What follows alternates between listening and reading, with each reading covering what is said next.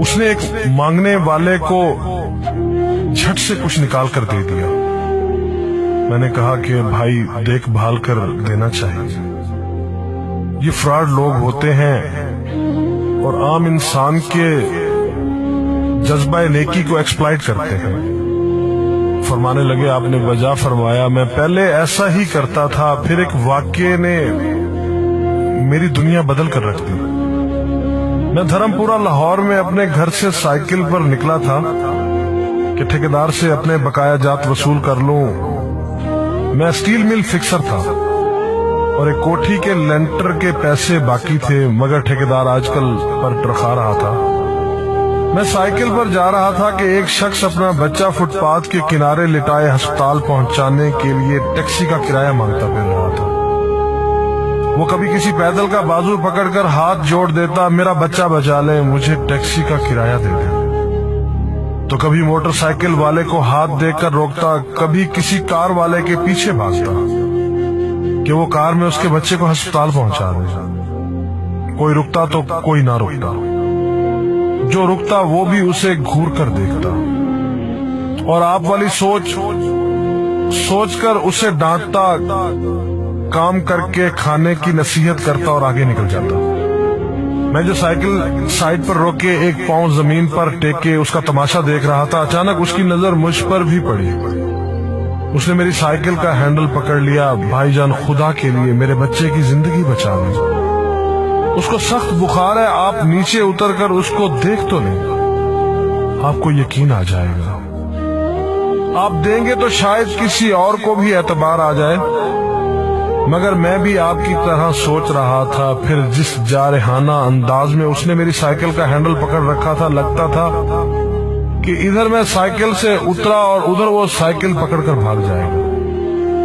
میں نے بھی اسے کام کر کے کھانے کی تلقین کی اور پچھلے جمعے میں سنی ہوئی حدیث اس کو بھی سنا دی۔ کما کر کھانے والا اللہ کا دوست ہوتا ہے، اور اپنا ہینڈل چھڑا کر بڑبڑاتا ہوا آگے چل پڑا۔ حرام خور ہمیں بے وقوف سمجھتے ہیں۔ 2-3 گھنٹے کے بعد جب میں بقایا جات وصول کر کے واپس آیا تو وہ ابھی اسی جگہ کھڑا مانگ رہا تھا۔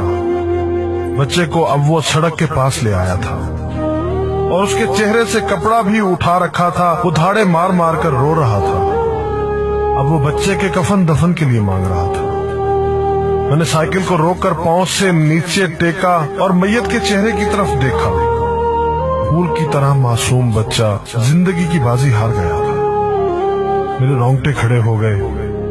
میں نے جیب میں جو کچھ تھا بقایا جات سمیت سب بغیر گنے نکال کر باہر پھینکا، اور اس سے پہلے کہ اس کا باپ میری طرف متوجہ ہو، سائیکل اس تیزی سے چلا کر بھاگا گویا سارے لاہور کی بلائیں میرے پیچھے لگ گئی ہوں۔ میں گھر پہنچا تو میرا برا حال تھا۔ تھوڑی دیر بعد مجھے بخار نے آ گھیرا۔ بخار بھی کچھ ایسا تھا گویا میرے سارے گناہوں کا کفارہ اسی بخار سے ہونا تھا۔ گھر والے مجھے ہسپتال کے لیے لے کر نکلتے اور میں چارپائی سے چھلانگ لگا دیتا۔ مجھے ہسپتال نہیں جانا تھا، میں اسی بچے کی طرح ایڑیاں رگڑ رگڑ کر مرنا چاہتا تھا۔ 2-3 دن کے بعد بخار کو تو آرام آ گیا، مگر میں ذہنی مریض بن گیا۔ مجھے لگتا گویا میرا اپنا اکلوتا بیٹا جو 3ری کلاس میں پڑھتا تھا وہ اس بچے کے کفارے میں مر جائے گا۔ میں نے بچے کا اسکول جانا بند کر دیا۔ بیوی کے بار بار اصرار کے باوجود میں بچے کو اسکول تو کیا دروازہ کھولنے بھی نہیں جانے دیتا تھا۔ 40 دن گزر گئے تھے اور بچے کا نام اسکول سے کٹ گیا تھا۔ وائف نے اپنے بھائی سے بات کی جو دبئی کی کمپنی میں کیشیئر تھا۔ اس نے مجھے باہر بلانے کے لیے پاسپورٹ بنانے کو کہا، مگر ایک تو میں شناختی کارڈ بھی پیسوں کے ساتھ نکال کر بچے کی میت پر پھینک آیا تھا، دوسرا میں خود بھی بچے کو اکیلا چھوڑ کر باہر نہیں جانا چاہتا تھا۔ وہ 40 دن قیامت کے 40 دن تھے۔ 40ویں دن 10 بجے کے لگ بھگ ہمارے گھر کا دروازہ بجا۔ دروازہ میں نے خود ہی کھولا اور سامنے اس بچے کے باپ کو دیکھ کر مجھے چکر آ گیا۔ مجھے لگا جیسے ہم دونوں آمنے سامنے کھڑے خلا میں چکر کاٹ رہے ہیں۔ درمیان میں بچے کا چہرہ بھی آ جاتا۔ میری کیفیت سے بے خبر اس باپ نے مجھے دبوچ لیا اور پھوٹ پھوٹ کر رونا شروع کر دیا۔ وہ کچھ کہنے کی بجائے میری ٹھوڑی کو ہاتھ لگاتا اور اسے چوم لیتا، جبکہ میں پتھر کا بت بنے اس کی گرفت میں تھا کہ اچانک مجھے جھٹکا لگا اور میری چیخ کچھ اس طرح نکلی جیسے کسی کو پانی پیتے وقت اچھو لگ جاتا ہے اور پانی اس کے منہ اور ناک سے بہہ نکلتا ہے۔ میں اس بچے کے باپ کو سختی کے ساتھ سینے سے لگائے یوں رو رہا تھا گویا اس کا نہیں بلکہ میرا بچہ مر گیا ہے۔ ہمارے رونے سے گھبرا کر پورا محلہ اکٹھا ہو گیا تھا۔ آہستہ آہستہ 40 دنوں کا غبار نکلا، اس کو میں گھر میں لے کر آیا۔ محلے والے بھی آ گئے تھے جنہوں نے اس آدمی سے بہت افسوس کیا۔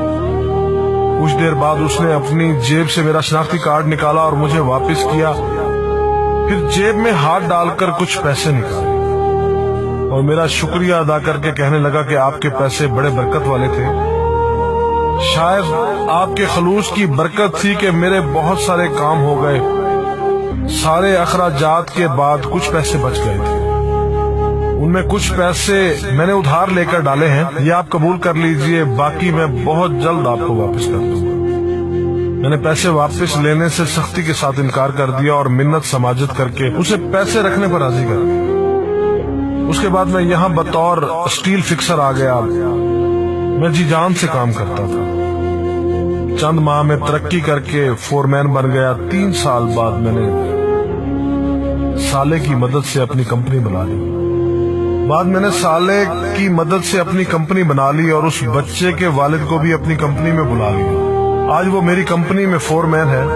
اس بچے کے بعد اللہ نے اس سے 2 بیٹوں اور 1 بیٹی سے نوازا ہے۔ میں اسے آپ سے ملواؤں گا، مگر اسے سائیکل والا قصہ مت بیان کیجیے۔ وہ آج تک نہیں پہچانا کہ میری سائیکل روک کر اس نے مجھ سے سوال کیا تھا۔ وہ مجھے ولی اللہ سمجھتا ہے جس نے اس بچے کی لاش دیکھ کر سب کچھ نکال کر دے دیا۔ قاری صاحب، اس دن کے بعد میں کسی کو خالی ہاتھ نہیں لوٹاتا۔